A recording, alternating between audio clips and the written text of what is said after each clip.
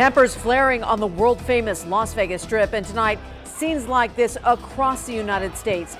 Anger, outrage, and pain over police brutality and the death of George Floyd. And developing tonight, protests continuing into the late night and also early morning hours in Minneapolis. An 8 p.m. curfew has not stopped people there from taking to the streets.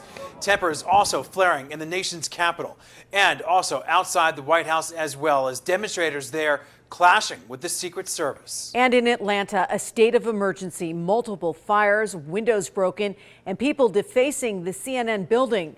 The city's mayor urging people to go home. Here on the West Coast, police in riot gear on the streets of downtown Los Angeles coming face to face with demonstrators.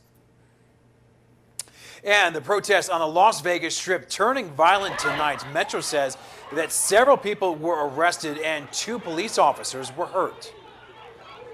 Hey, what the hell?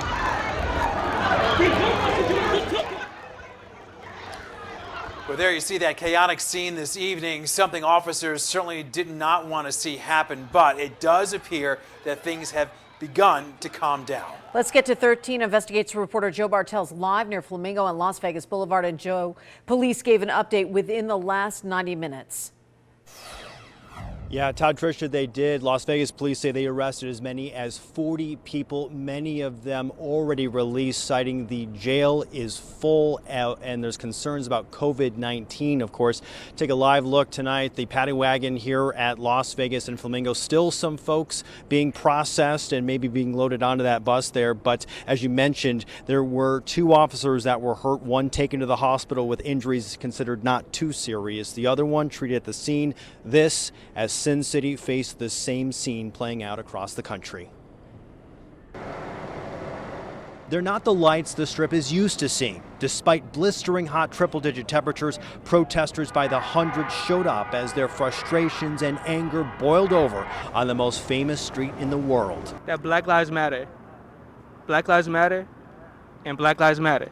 The Black Lives Matter movement has a mission to chant for change and to show police killings of unarmed people of color will not be tolerated. We are in full support of anyone's right to protest. It is constitutionally protected, and it is something that we're here to enforce and protect as well. However, that is limited to peaceful protest. That is not, those kind of rights do not extend to violating the law. Las Vegas Police Command staff agrees with the message, but not the method. 13 Action News cameras caught several people snatched from the crowd, restrained, and then hauled away. Some of those protesters became more violent, and some of those protesters started breaking some of the laws.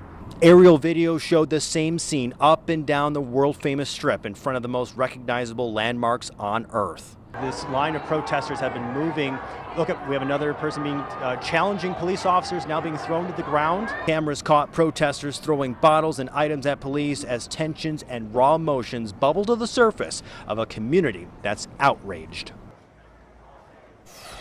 And back out here live tonight, I noticed the Eiffel Tower bathed in red, white, and blue, a symbol of America's hope and resolve and the possibility of a brighter future tomorrow. There is set for another gathering of Black Lives Matter protesters tomorrow at the Container Park in downtown Las Vegas. Reporting live, Joe Bartels, 13 Action News.